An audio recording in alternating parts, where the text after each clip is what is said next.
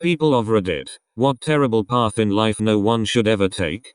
Serious replies only. Brush your teeth.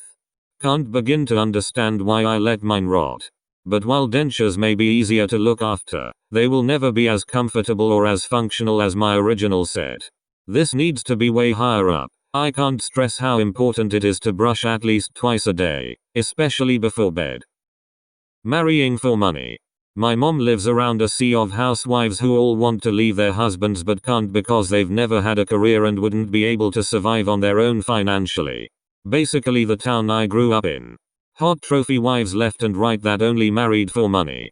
Not all the moms were gold diggers, but a good majority were just living their best life on their rich husband's dime. Shopping, cars, fancy brunches with the other trophy wives. It is so very obvious. They would not survive 2 weeks on their own. Joining an MLM.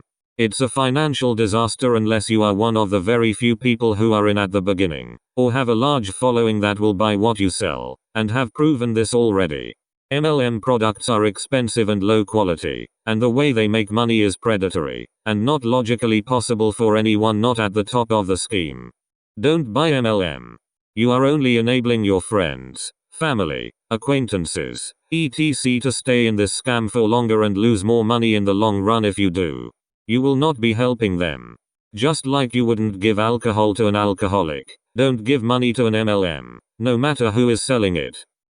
I refuse to buy from MLMs, and every couple weeks or so I see someone else in my social network get roped into Lipson's, Color Street, Arbonne, etc.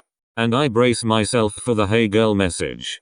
Thankfully no one's gotten too aggressive or guilt-trippy yet, but I know how these companies convince you that if your friends truly care about you, they'll try the product and help you grow your business, which leads some distributors to take rejection super personally. People pleasing. As a wise man once said, you can't make everyone happy, you're not pizza. A man and his son were once going with their donkey to market. As they were walking along by its side, a countryman passed them and said, "You fools, what is a donkey for but to ride upon?" So the man put the boy on the donkey and they went on their way. But soon they passed a group of men, one of whom said, "See that lazy youngster, he lets his father walk while he rides." So the man ordered his boy to get off, and got on himself. But they hadn't gone far when they passed 2 women, one of whom said to the other, "Shame on that lazy lout to let his poor little son trudge along." Well, the man didn't know what to do, but at last he took his boy up before him on the donkey. By this time they had come to the town, and the passers-by began to jeer and point at them. The man stopped and asked what they were scoffing at. The men said, "Aren't you ashamed of yourself for overloading that poor donkey of yours, you and your hulking son?" The man and boy got off and tried to think what to do. They thought and they thought, till at last they cut down a pole, tied the donkey's feet to it, and raised the pole and the donkey to their shoulders. They went along amid the laughter of all who met them till they came to Market Bridge, when the donkey, getting one of his feet loose, kicked out and caused the boy to drop his end of the pole. In the struggle the donkey fell over the bridge, and his 4 feet being tied together he was drowned. "That will teach you," said an old man who had followed them. "Please all, and you will please none." Aesop's fable. When I was growing up in the Middle East I went to a school that had a huge mural on the wall of the school courtyard with that story. It made a huge impression on me that was the lesson the school wanted me to remember, and I did. Neglecting your own health. Used to think I'm damn near invincible because I'm still young. Worked about 70 hours a week just for that damn raise. Neglected health checkups just because I can. Got diagnosed with glaucoma and my left eye is quite fucked up. Not sure what the future holds for me, but I'm damn sure taking care of my body now. I read this after I've just been given a month off for a concussion I got a few weeks ago. My natural instinct is to power through it, but then I read this and think my health isn't worth this 9 to 5 at the end of the day. Spend more than you earn. This. And the guy at the bank isn't your friend. A relationship for the sake of having a relationship. Or ignoring the doubts that should really be considered. You may just end up in an abusive marriage that lasts far too long because you no longer have the self-confidence to leave and do what's best for your child.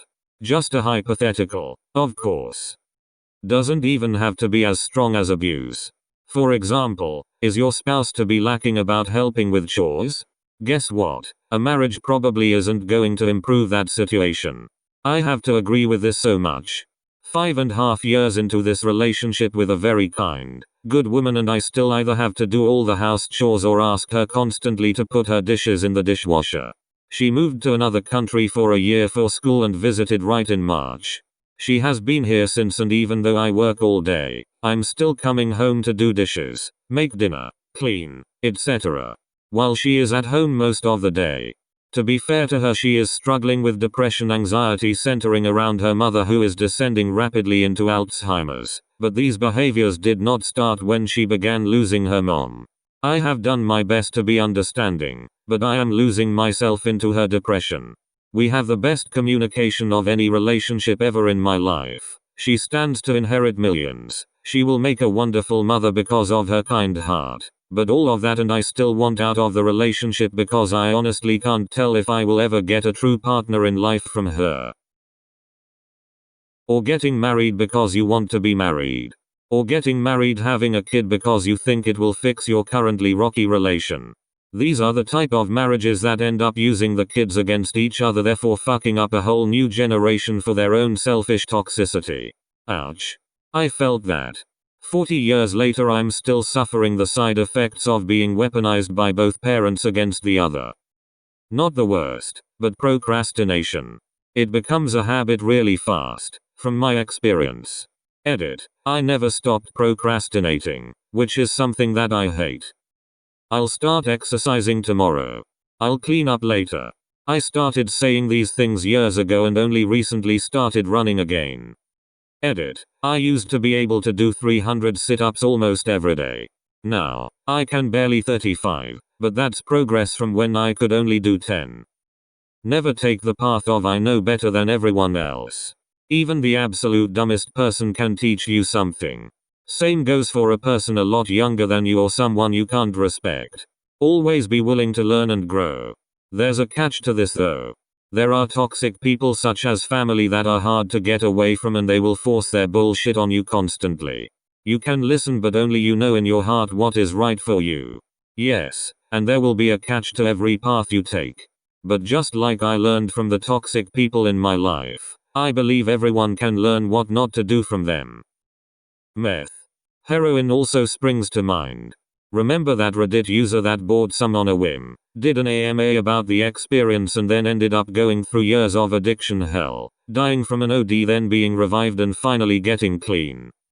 In a nutshell, using drugs for extended periods of time will burn out the dopamine receptors in your brain. You will be physically incapable of experiencing happiness. The joy you experienced from your artificial high is only borrowing from your future self. This is why so many former addicts commit suicide. They don't feel happiness when they watch their children graduate from high school, or when they overcome difficult tasks. The apathy toward life we occasionally feel becomes their permanent reality. Don't self-medicate with booze and or drugs, the former being my problem for years. Find out the reason why you want to self-medicate in the first place and get the appropriate help guidance.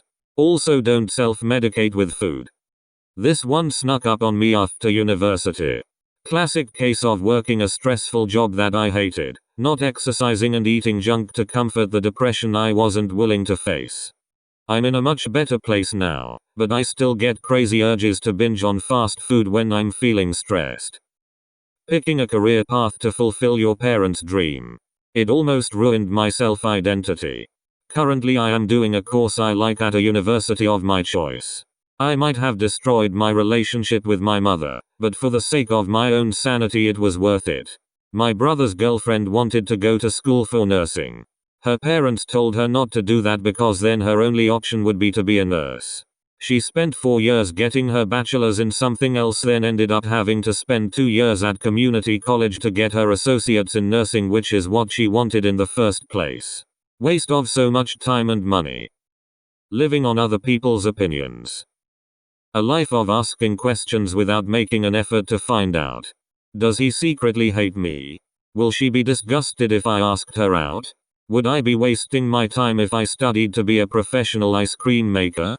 Will I be happy if I leave him? Is this lump going to be a problem? etc. Worse still, some people make up their own pessimistic, dismissive answers.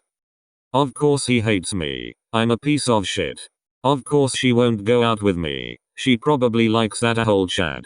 Of course I'll never make money making custom ice cream. That's a stupid dream. Of course I'm not going to be happy. He beats me, but who else is going to love me? This lump is probably nothing. And if it is cancer, I don't want to confirm it. Have a question? Find out the answer. Well, negative self-talk this severe is obviously a mental health disorder that can lead to depression, failed relationships, all sorts of stuff really. So the answer is to see a psychologist and work on it. Thank you for watching. Share your ideas in the comments below. Because you watched till the end, a good thing will happen to you soon.